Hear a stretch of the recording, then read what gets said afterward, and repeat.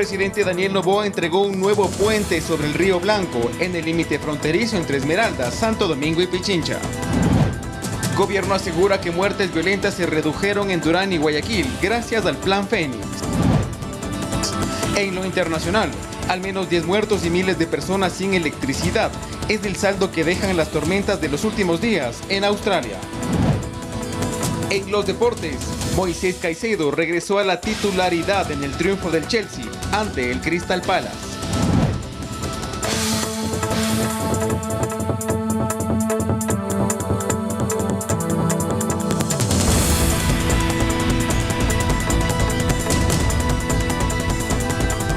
Miércoles 27 de diciembre, amigos televidentes, ¿cómo están? Muy buenas noches y gracias por acompañarnos en Noticias 7, emisión estelar. Tenemos importante información para todos ustedes también en nuestras plataformas digitales, eltelégrafo.com.es, ecuadortv.es, Pública FM y en todas nuestras redes sociales. Bienvenidos.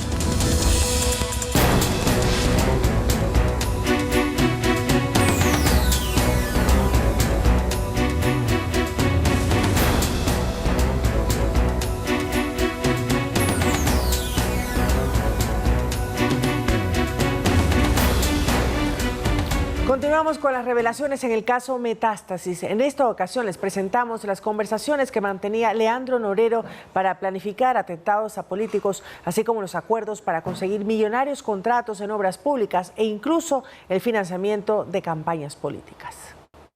En nuevos chats revelados por Fiscalía sobre el caso Metástasis, Leandro Norero, el patrón como se hacía llamar, conversaba con un sinnúmero de figuras judiciales y abogados, con los que planificaba pagar dinero para obtener beneficios penitenciarios, incluso planificar atentados. El 11 de septiembre del 2022, un mes antes de que Norero sea asesinado, conversaba con su abogado Eli Angulo sobre las intenciones de Javier Jordán para atentar contra Fernando Villavicencio. ¿Y qué dice XJ, mi estimado? Ese está declarando la guerra con FB, jajajaja. Yo creo que XJ ya debe darle el golpe final, porque lo carga media vida. Jajajaja, a ese lo doy yo. También se habla del pago para obras públicas. Según los chats de Fiscalía, Javier Jordán les habría conseguido 12 millones de dólares para obras en la provincia de Santa Elena y la alcaldía de Salinas. El prefecto de Salinas y el alcalde se creen República Independiente, ¿sabes? Andan hechos los sabidos, hay que pegarles un susto. Préstame unos muchachos. Yo le pago los gastos para que le jalen las orejas si tienes ese personal. Allá tengo gente, de una. José Daniel Villao es el prefecto y el alcalde Daniel Cisneros. A ese par se les consiguió 12 palos para unas obras y se les dieron a otros, ¿puedes creer? De una, hagámosle. Déjame consultarle al ruso para que vayan de parte de él. Es el 5% de 12 palos. Son 600 latas que tenían que dar y no dieron, ni responden. Jajaja, por eso querían comprarme mi casa. En los chats también se menciona apoyo para campañas políticas para las seccionales de febrero del 2023. Una vez más, durante conversaciones con Javier Jordán, a quien la Fiscalía identifica como el testaferro de Norero. Ñaño, habla con el ruso, Ñaño, que no le estén metiendo gente a ese man de estado. Por ahí andan diciendo que el ruso le está metiendo un LK. Y que no se preocupa de mí porque tiene a alguien que me controla. No le pares bola a ese, es pura lengua. El ruso no se mete en nada de nada y con nadie. Solo estamos apoyando a la Arce, a la de Durán. Alexandra Arce, quien fue exalcaldesa de Durán en esa época y ahora es asambleísta, respondió. Yo no conozco al señor Javier Jordán y peor al fallecido Leandro Norero, por lo que voy a solicitar a la Fiscal General del Estado que por favor se esclarezca este hecho, que el señor Javier Jordán diga a quién le entregó el apoyo, a través de qué persona, porque a mis manos nunca ha llegado absolutamente nada. Poco a poco la Fiscalía está liberando los chats extraídos del teléfono del narcotraficante Leandro Norero, que ha sacudido la esfera pública y judicial. Edison Saavedra, Noticias 7. La Fiscalía solicitó se dicte orden de prisión preventiva contra el expresidente de la Judicatura, Wilman Terán, y el vocal del organismo, Javier Muñoz, por un presunto delito de obstrucción a la justicia en el caso Independencia Judicial. Mientras que para Maribel Barreno, vocal suspendida, y 4 funcionarios más, solicitó medidas alternativas que incluyen la retención de cuentas, grillete electrónico y la prohibición de salida del país. La fiscal formuló cargos por la supuesta intromisión que se habría cometido en 2 casos, entre estos el conocido como como Las Torres, por el que se encuentra sentenciado el excontralor Pablo Celi, y también el caso donde se investiga el presunto delito de tráfico de influencias contra Maribel Barreno y Juan José Murillo. A mediodía la audiencia se suspendió y se reanudará el próximo jueves 28 de diciembre, donde el juez Luis Rivera, salpicado en el caso Metástasis, decidirá si acepta o no el pedido de prisión preventiva.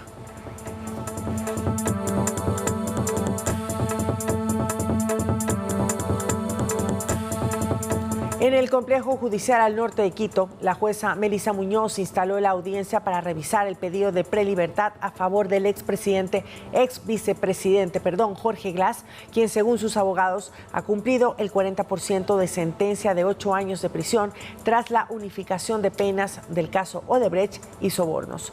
Glass participó de manera virtual, ya que se mantiene en calidad de huésped en la Embajada de México en Ecuador desde el pasado 19 de diciembre por investigación del caso Reconstrucción de Manabí.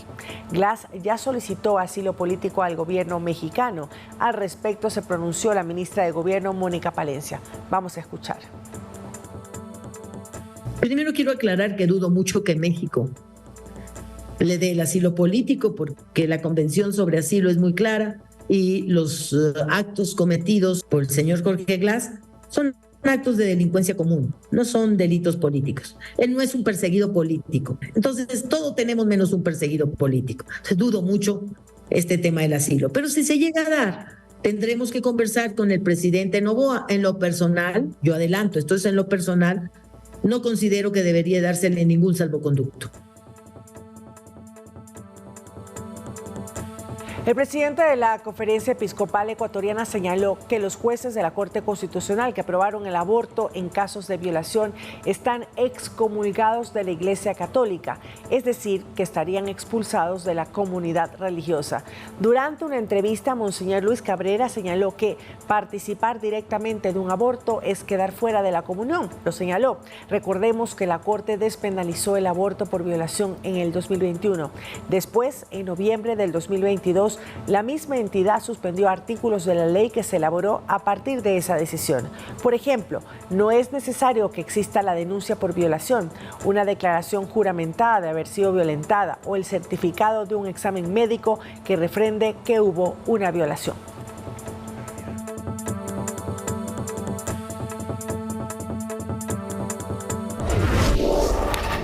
La ministra de la Producción, Sonsoles García, y representantes de gremios productivos presentaron sus observaciones en la Comisión de Desarrollo Económico para fortalecer la propuesta de ley de competitividad energética. La Mesa Parlamentaria de Desarrollo Económico continuó por segundo día consecutivo con el análisis del proyecto de ley económico urgente de competitividad energética. En sesión telemática recibió los criterios de la ministra de la Producción, Sonsoles García, quien resaltó que esta iniciativa legal busca atraer inversión extranjera directa en el sector eléctrico. Entre los años 2018 y 2022, esta cartera de Estado registró tan solo 16 contratos de inversión en el sector por un total de $728 millones con una capacidad de generación de empleo de 990 plazas. La ministra García instó a los parlamentarios a crear las condiciones para que el sector eléctrico sea un imán para la generación de plazas de trabajo. Y poder atraer más capitales a este país, no solamente a través de empresas, sino también a través de personas naturales. Invitación para captar inversión extranjera directa que no debe ser excluyente, señaló el vicepresidente de la Comisión, Blasco Luna. Estaríamos perjudicando al Estado ecuatoriano el que pueda tener acuerdos, ¿no es cierto?, bilaterales con otros países para poder tener una inversión a un menor interés, ¿no es cierto?, a más largo plazo. La ministra precisó que excluir a empresas estatales de otros países de la posibilidad de inversión directa responde a un proceso distinto al que se aplica con inversionistas privados. Sobre todo en sectores estratégicos, de Estado a Estado, es un régimen especial, no va a ningún tipo de concurso público. Porque puede no seguirse un proceso público de selección con igualdad de condiciones con los privados. Gremios productivos plantearon sus observaciones. El presidente de la Cámara de Industrias de Cuenca, Rodrigo Cordero, propuso que se incluya en la norma una disposición que garantice la provisión de energía en época de estiaje al inversionista que compromete sus recursos para generación. Este rato esa empresa genera luz, energía en Zamora Chinchipe, hay un estiaje nacional y no le garantizan servicio. Propuestas, aclaraciones y postulados que suman a la elaboración del informe para primer debate de la iniciativa de competitividad energética. Javier Ceballos, Noticias 7.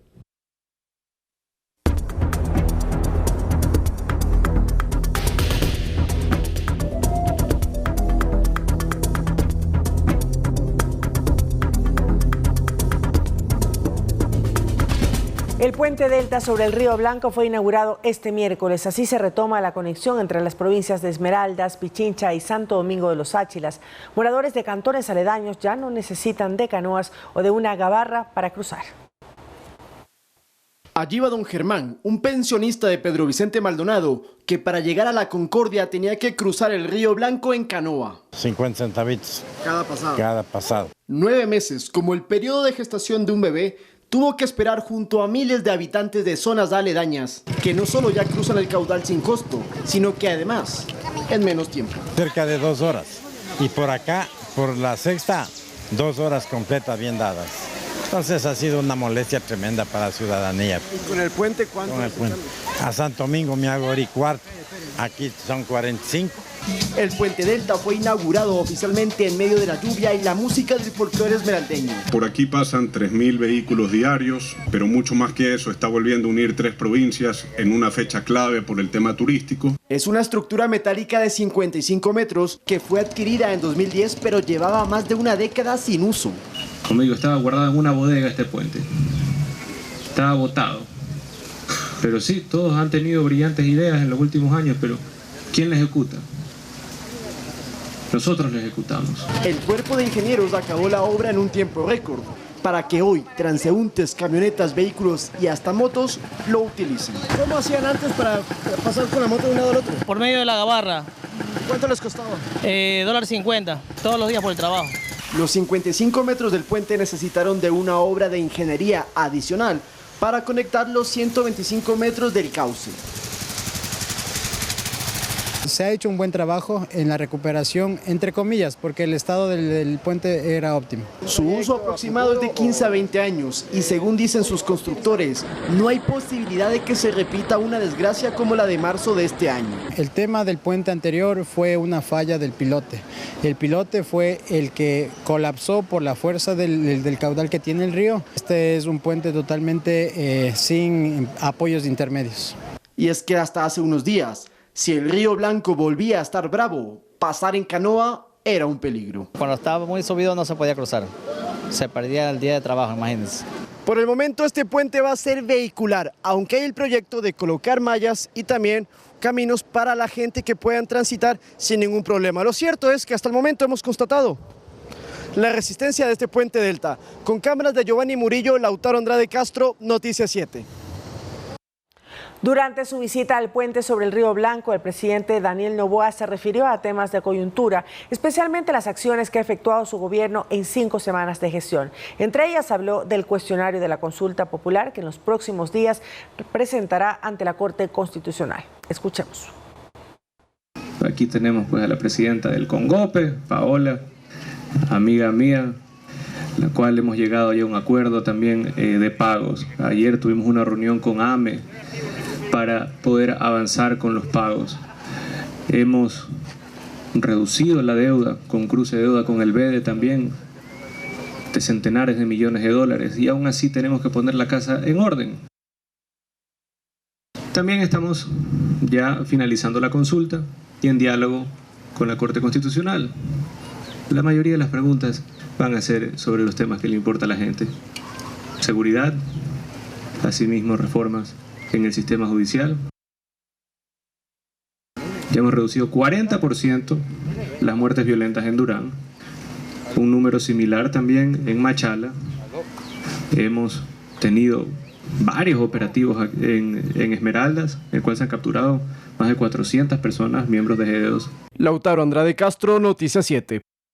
Machala y Durán presentan una baja significativa de homicidios tras la implementación del Plan Fénix. Así lo aseguró la ministra de Gobierno y del Interior, Mónica Palencia. Según la secretaria de Estado, en el país hay 18 zonas calientes en las que se articulan acciones de diferentes instituciones.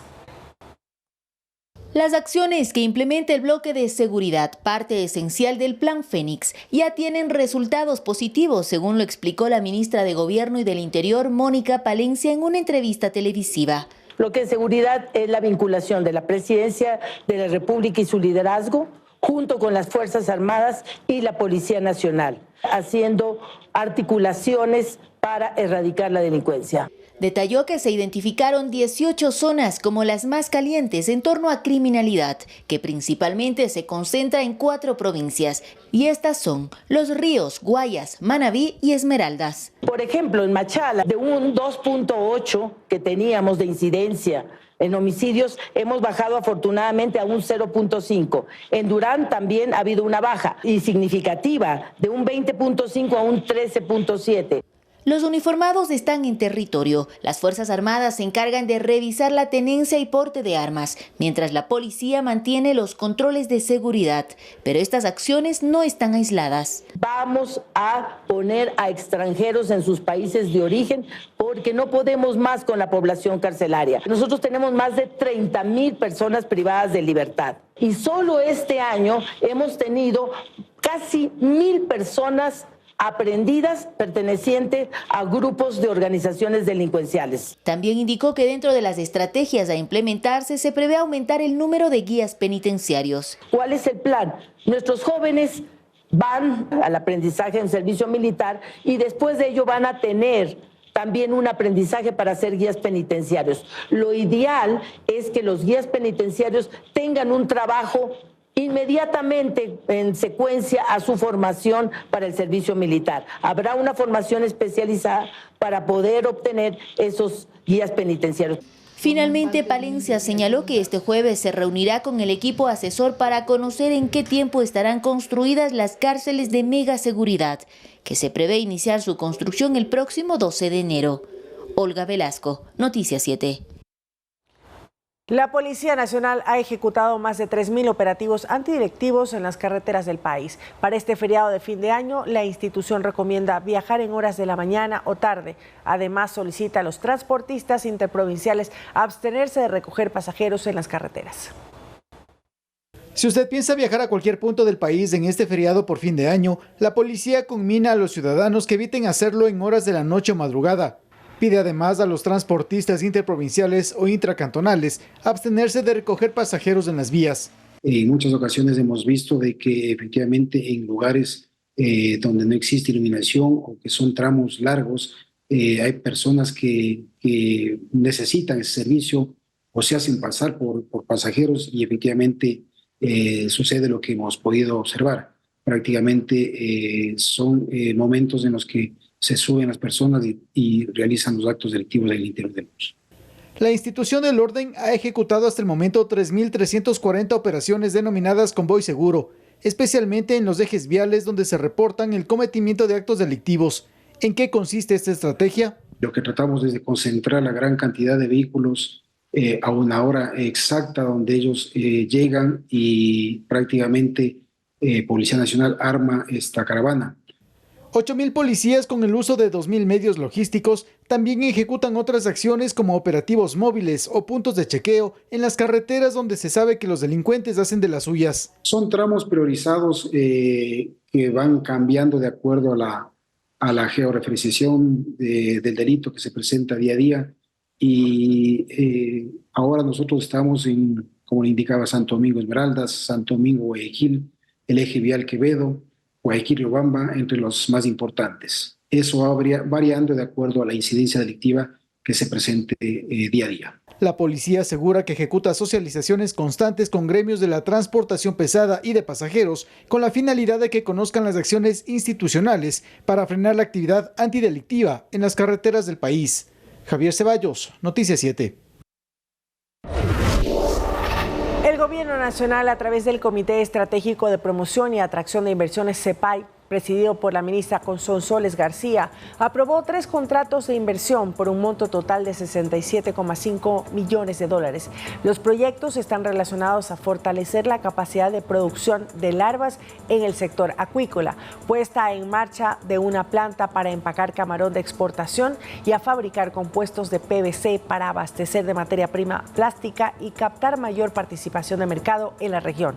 La ministra de Producción mencionó que esto dará plazas directas de trabajo. El día de hoy hemos suscrito 3 contratos nuevos de inversión desde el CEPAI, que suman más de 67 millones de dólares de inversión y van a generar más de 1.665 plazas de empleo de forma directa. Esto simplemente es un punto de partida para toda la atracción de inversiones que se van a crear con el nuevo Ecuador. El Servicio de Rentas Internas estableció la nueva tabla para la aplicación del impuesto a la renta para el 2024. Quien gane más de $11.900 al año deberá pagar este tributo. Para ser exactos, las personas naturales que ganen más de $991.80 al mes deberán pagar impuesto a la renta en enero del 2024. Esto a raíz de la actualización de la tabla para dicho tributo que realizó el Servicio de Rentas Internas. Una persona que gana hasta $11.900 en el año no está sujeta al pago de impuesto a la renta y de ahí en adelante se va calculando la tarifa del 0 al 37% en función de sus ingresos. Para saber cuánto le toca pagar de impuesto a la renta, deberá sumar sus ingresos bajo relación de dependencia y reducir el 9.45% de aporte al Seguro Social. Y sobre esta base se aplicará el tributo. El cálculo es diferente para personas que no tienen relación de dependencia. En el caso de las personas que no están bajo relación de dependencia, que no son empleados, primero de sus ingresos pueden reducir sus gastos operativos. A este monto, sobre el cual se pagaría impuesto a la renta, también se le puede reducir los gastos personales como educación, salud, alimentación y vivienda. Y esa rebaja se va a calcular en función de las cargas de la persona. Si una persona no tiene cargas, va a tener una rebaja menor a una persona que sí tiene cargas. Y entre las cargas se incluyen a los dependientes de la persona, padres o hijos respecto de los cuales la persona realiza la mayoría de sus gastos. En enero, los sujetos tributarios bajo relación de dependencia deberán presentar ante el empleador su proyección de gastos para todo el año. El empleador deberá hacer el cálculo sobre la base del impuesto y los gastos para definir el monto que deberá retener al trabajador por concepto de impuesto. Recuerde que cuando usted realiza alguna transacción como consumidor final ante el SRI, usted estaría asumiendo el impuesto por dicha factura. Edison Saavedra, Noticias 7. En otro tema, los aspirantes a universidades públicas deben realizar el registro nacional. Este proceso se deberá realizar en línea hasta el próximo 10 de enero. ¿Cómo hacerlo? En la siguiente nota les explicamos. El registro nacional es obligatorio para aspirantes a universidades, institutos técnicos y tecnológicos, como conservatorios públicos. Según la Secretaría de Educación Superior CENESID, el registro permitirá contar con información de cada persona y que se beneficie de puntos adicionales por políticas de acción afirmativa. Este proceso se lo lleva a cabo en la página web www.registrounicoedusup.gov.es. Con su usuario y contraseña debe completar la información que se le solicitará, como son sus datos personales, autoidentificación étnica, discapacidad, lugar de residencia, si cuenta con computador y acceso a internet, entre otros. Al finalizar, debe guardar, descargar e imprimir la confirmación del proceso de registro. Recordemos que la Secretaría de Educación Superior se encuentra a cargo del proceso de admisión de 55 instituciones públicas y puede encontrar la oferta académica en www.ciau.cenesid.gov.es. Manuela Bedón, Noticias 7.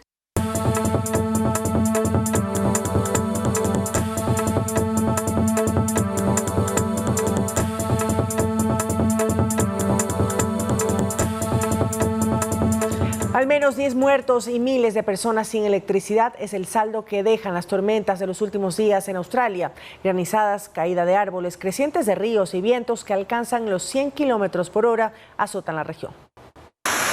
Desde la víspera de Navidad, fuertes tormentas han azotado el este de Australia, dejando a su paso muerte y destrucción. Solo en el estado de Queensland, 7 personas han muerto. Una de ellas, una niña de 9 años que cayó a una corriente de agua.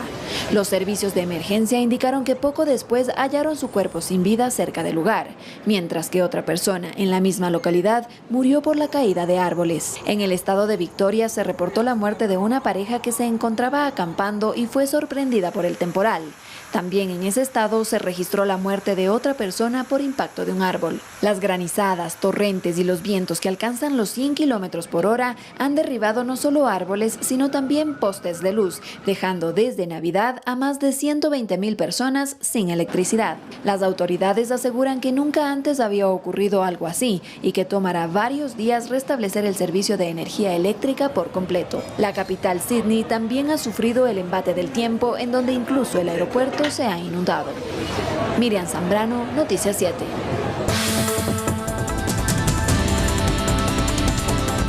De regreso con más información, amigos. La Municipalidad de Guayaquil aprobó en un primer debate la ordenanza que regula la ocupación de espacio mediante la instalación de rejas en los barrios que han adoptado esta medida por su seguridad.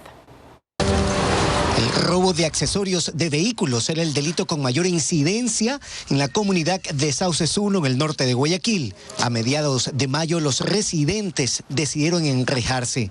Los complace la iniciativa municipal que regularía mediante ordenanza la ocupación del espacio mediante la instalación de elementos de seguridad.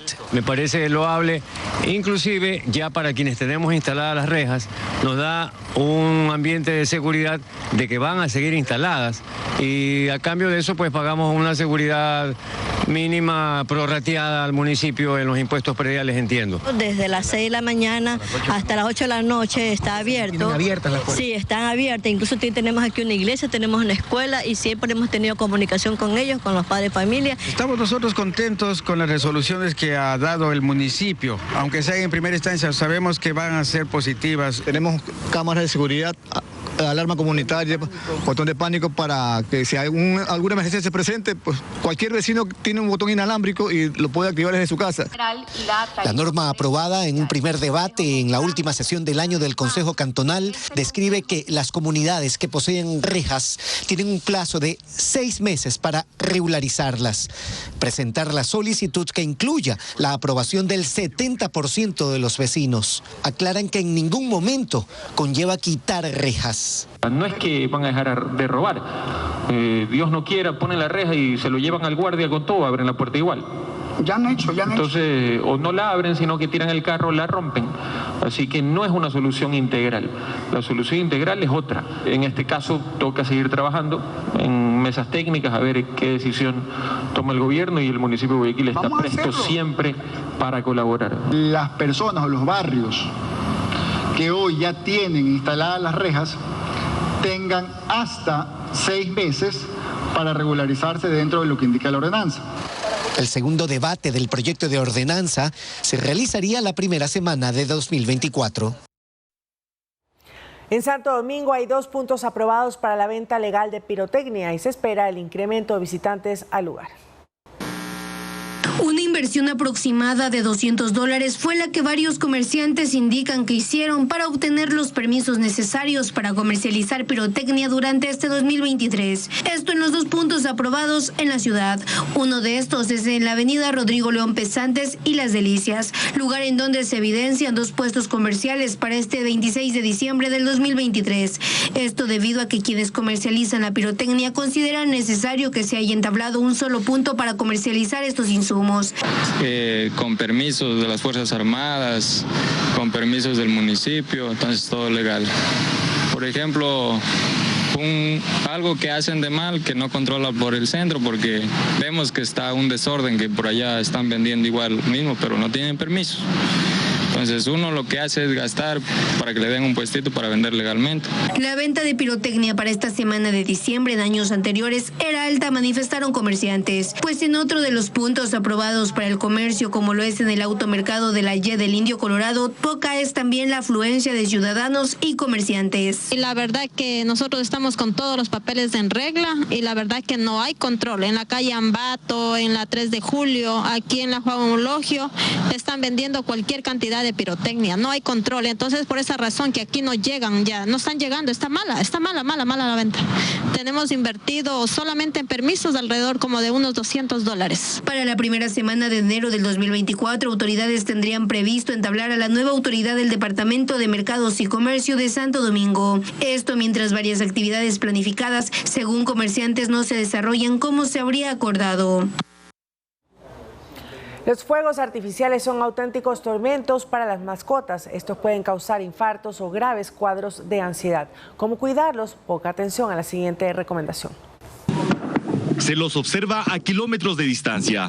Para los seres humanos son motivo de alegría y celebración. En cambio, para las mascotas pueden ser un infierno. Claro que me preocupa porque se pone nervioso y uno no sabe qué hacer. Ella sí se sabe espantar bastante y luego se sabe meter debajo de las cobijas. También comienza a ladrar. Los sentidos del olfato y oído en los perros y gatos son hasta 5 veces más desarrollados que el de los seres humanos. Para que usted tenga una idea, para ellos estos sonidos y el olor a pólvora sería similar a estar en medio de una guerra. En ocasiones pueden morir por infarto o causarles graves problemas de estrés, elevando a niveles peligrosos las hormonas de cortisol y adrenalina. Por la sobrecarga de estrés llegan incluso como que a automutilarse, empiezan a golpearse contra objetos, empiezan a salivar, o sea, cuando ya son las cargas obviamente muy elevadas. La experta recomienda crear ambientes seguros en sus casas, colocando su cama y una prenda de vestir de su dueño junto a ellos. Abrazarlos y jugar con ellos para distraerles del ruido también es una buena opción. Podemos igual hacer ambientes con música para desestrés y todo eso que también les ayuda, o sea, armar un ambiente adecuado para evitar obviamente que sea mucho el estrés con ellos. El Año Viejo es el último día en el calendario. Es una festividad que se celebra prácticamente en todo el mundo. Aunque cada año las familias y amigos se reúnen para cenar y dar la bienvenida al nuevo año, pocos saben su origen. Así que se lo contamos a continuación. La celebración de fin de año es una arraigada tradición con profundas raíces y significados en diversas culturas alrededor del mundo.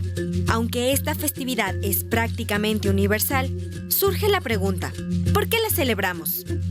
Aunque no hay un individuo o cultura específica que pueda señalarse como el único origen de esta celebración, se cree que todo comenzó en los días del antiguo Imperio Romano, cuando enero estaba dedicado a la veneración del dios Jano. Este dios, representado con 2 caras, simbolizaba la capacidad de mirar tanto hacia el pasado como hacia el futuro.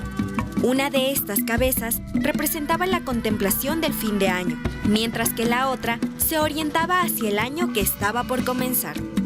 Los festivales paganos relacionados al solsticio de verano también dejaron una huella en la celebración de fin de año.